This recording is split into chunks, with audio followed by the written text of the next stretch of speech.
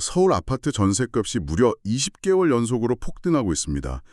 그 역세권 부동산마다 줄을 서고 진짜 부르는 게 값이 될 정도로 시장이 완전 과열되어 있죠. 네, 맞아요. 진짜 심각하죠. 근데 정말 기형적인 건 정작 수억 원씩 가격을 낮춘 매매 물건은 사람들이 거들떠 보지도 않는다는 겁니다. 왜 집을 사는 대신에 그 미친 듯이 오르는 전세로만 몰려들까요? 그게 바로 오늘 우리가 파헤쳐볼 핵심 모순이죠. 맞습니다. 오늘 우리는 이 기형적인 엇박자의 근원을 파헤칠 건데요. 더 놀라운 건 이 숨은 배후가 바로 바다 건너 월스트리트의 기술적 폭락과 연결되어 있다는 사실입니다. 네, 오늘 우리가 다룰 2026년 3월 19일 기준의 금융 그리고 부동산 시장 데이터는요.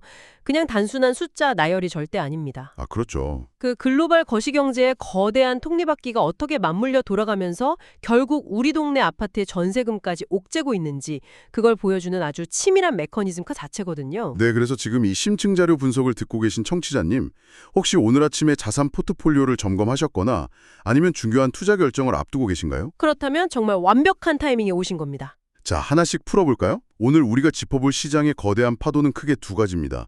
첫째는 고금리 장기화 우려, 그리고 둘째는 그로 인해 촉발된 보유세 부담 실현입니다. 네, 아주 굵직한 이슈들이죠. 먼저 그 첫 번째 파도, 주식시장부터 들여다보죠. 와, 어제 오늘 국내 증시는 그야말로 피바다였습니다. 코스피 지수가 163.63포인트, 그러니까 무려 2.76%나 하락해서 5,761.40으로 주저앉았어요. 와, 2.76%면 이건 뭐 단순한 조정을 넘어선 수치죠. 코스피가 5,700선으로 주저앉았다는 건 그 시장 참여자들이 느끼는 공포가 이성적인 가치평가를 완전히 압도했다는 뜻입니다. 네, 패닉셀이죠. 특히 여기서 주목해야 할 건 매도의 질이에요. 그 외국인이 무려 1조 8,820억 원, 그리고 기관이 6,663억 원을 말 그대로 시장에 막 집어던졌습니다. 네, 진짜 쌍끌이 배도의 정석이네요. 대표 종목인 네이버조차도 이 투매를 피하지 못하고 2.43% 하락해서 22만 1,000원에 마감했더라고요. 우량주도 소용없는 장이었던 거죠. 그러니까 외국인과 기관이 이렇게 무자비하게 던졌다는 건 기업 실적이 나빠서가 아니라 한국 증시에서 자본을 긴급하게 빼야만 하는 어떤 외부적인 이유가 있었다는 거잖아요. 정확합니다. 제가 보니까 이 원인을 세 가지로 압축할 수 있겠더라고요. 제롬 파월 미 연준 의장의 매파적인 발언, 그리고 미국과 이란 무력 충돌로 인한 유가 불안, 마지막으로 AI 3호 대출 시장 불실 우려. 네, 그 세 가지가 핵심이죠. 저는 이걸 보면서 약간 항해 중인 배를 덮친 퍼펙트 스톰 같다는 생각이 들었어요. 오, 퍼펙트 스톰이요? 네. 그러니까 바람, 즉 금리도 거센데 해적 같은 지정학적 리스크가 나타나고 심지어 배 안에 최신 엔진인 AI 기술주 금융상품마저 고장날 위기에 처한 거잖아요. 와, 비유가 진짜 찰떡이네요. 여기서 정말 흥미로운 점은 그 세 번째, 방금 엔진이라고 표현하신 AI 사모대출 시장의 불안입니다. 아, 그 3호 대출 부실이 왜 이렇게까지 파괴적인 건가요? 일반 은행 대출이랑은 완전 다른가요? 완전 다르죠. 그 구조를 이해하는 게 핵심인데요. 최근 몇 년간 AI 인프라 구축하려는 기술 기업들이 천문학적인 돈이 필요했잖아요. 그렇죠. 막 서버 사고, GPU 사고 하느라. 근데 금리가 오르면서 전통적인 은행 대출 문턱이 턱없이 높아지니까 이 기업들이 벤처 캐피탈이나 사모펀드가 운영하는 사모대출 시장으로 몰려간 겁니다. 문제는 이 대출 대부분이 변동금리라는 거예요. 헉, 변동금리요? 지금같이 금리 높은 시기예요? 네. 게다가 담보로 잡은 게 그 변동성 심한 기술 기업 자체의 지분이나 미래 수익권이었거든요. 와, 듣기만 해도 아슬아슬하네요. 신용카드 현금 서비스를 최대치로 끌어다 써서 막 100층짜리 빌딩을 짓고 있었던 셈이네요. 이자가 조금만 올라도 무너지는 구조잖아요. 맞습니다. 근데 여기서 파월 의장이 찬물을 쫙 끼얹은 거죠. 금리를 생각보다 훨씬 더 오래 높게 유지하겠다 이렇게요. 게다가 중동 위기로 유가까지 뛰니까 인플레이션 안 꺾일 거란 공포까지 덮친 거고요. 그러니까 변동금리로 빌린 AI 기업들 이자 부담이 눈덩이처럼 불어나죠. 디폴트 위기에 처하면 돈 빌려준 사모펀드들도 유동성 위기에 빠지게 되고요. 아, 그러면 그 사모펀드들이 당장 현금 확보하려고 전 세계에 깔아둔 가른 자선들을 급하게 팔아치워야겠네요. 바로 그겁니다. 그게 마진콜의 공포죠. 급한 물을 끄기 위해 그나마 현금화하기 쉬운 신흥국 증시, 특히 한국 코스피 주식들을 ATM 기계처럼 뺏어 쓰는 겁니다. 아하, 그래서 네이버 같은 우량주가 기계적으로 던져진 거군요. 이제야 그 거대한 퍼즐이 맞춰지네요. 네, 글로벌 자본의 연쇄 청산 현상인 거죠. 청취자님, 여기서 진짜 소름 돋는 연결고리가 등장합니다. 주식시장에서 터진 이 유동성 증발이 모니터 속 숫자로만 끝나는 게 아니거든요. 이게 바로 우리가 사는 부동산 시장의 매수 심리를 꽁꽁 얼어붙게 만듭니다. 자본시장에서 현금이 마르면 당연히 가장 막대한 레버리지가 필요한 부동산 시장이 다음 타격을 받게 되어 있죠. 네, 데이터를 보죠. 부동산원의 3월 16일 기준 주간 데이터를 보면요. 서울 아파트 상승폭이 0.05%로 무려 7주 연속 축소됐습니다.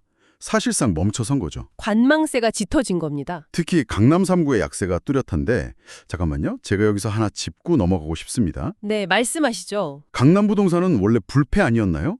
근데 강남 3구 약세가 막 성동구, 동작구 같은 한강벨트 중상급지까지 끌어내리면서 하락전을 시켰다는 게 진짜 놀랍거든요. 아주 예리한 지적입니다. 과거 강남 불패 신화는 위기가 지나면 결국 정부가 금리를 내리고 유동성을 풀 거라는 확습 효과 때문이었어요. 버티면 다시 오른다는 믿음이 있었죠. 네. 근데 지금은 글로벌 인플레이션 때문에 구조적인 고금리 장기화 국면이잖아요.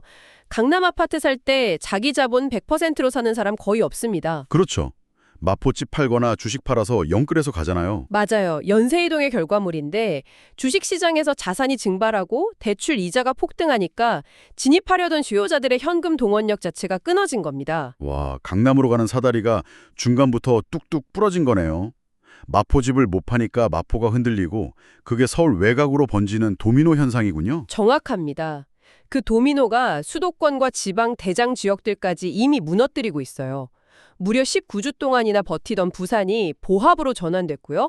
세종시는 계속 마이너스 0.04% 하락 중입니다. 헉, 수도권 최상급지라는 과천도 5주 연속 마이너스 0.06% 하락이더라고요. 또기에 명백히 진입한 겁니다. 네, 매매 시장이 이렇게 얼어붙으면서 우리가 아까 오프닝에서 말한 기형적인 현상, 즉 전세 역설이 발생하는 거군요. 네, 사람들은 어딘가엔 살아야 하니까요. 매매는 멈췄는데 서울 전세가는 0.13% 오르면서 상승폭을 키웠어요. 게다가 역세권 대단지 매물 부족으로 무려 20개월 넘게 전세가 상승 랠리 중이고요. 집안 사고 전세로만 몰리는 이 메커니즘 어떻게 봐야 합니까? 예전 같으면 다주택자들이 전세 물량을 내놓으면서 갭 투자를 했겠죠. 근데 지금은 집값이 오를 거란 확신이 없잖아요. 갭 투자 자체가 성립이 안 되네요. 그렇죠. 집주인 입장에선 전세 보증금이 이제 무이자 대출이 아니라 거대한 부채 폭탄인 거예요. 게다가 세입자들도 고금리라 전세 대출 무한정 못 끌어쓰고요. 그러니까 갭 투자는 사라지고 기존 전세 매물은 희소해지니까 알짜 매물로만 수요가 몰려서 전세값이 미친 듯이 오르는 거군요. 근데 거기에 결정타를 날린 게 있습니다. 정부의 세금 발표가 완전 기름을 부었죠. 자, 여기서부터 진짜 흥미로워집니다. 청취자님, 올해 공동주택 공시가격 데이터 들으시면 진짜 깜짝 놀라실 겁니다. 전국 평균이 9.16% 올랐는데 서울은 무려 18.67%가 급등했습니다. 거의 20%뛴 거예요. 이걸 더 큰 그림과 연결해 보자면요. 이 18.67%라는 숫자의 파괴력을 절대 과소평가하면 안 됩니다. 왜죠? 세금도 딱 그만큼 오르는 거 아닌가요? 아닙니다. 공시가격은 종부세, 재산세 산정 기준이잖아요. 우리나라 세금은 누진 구조라서 과세 표준 구간이 올라가면 세율이 가파르게 뜁니다.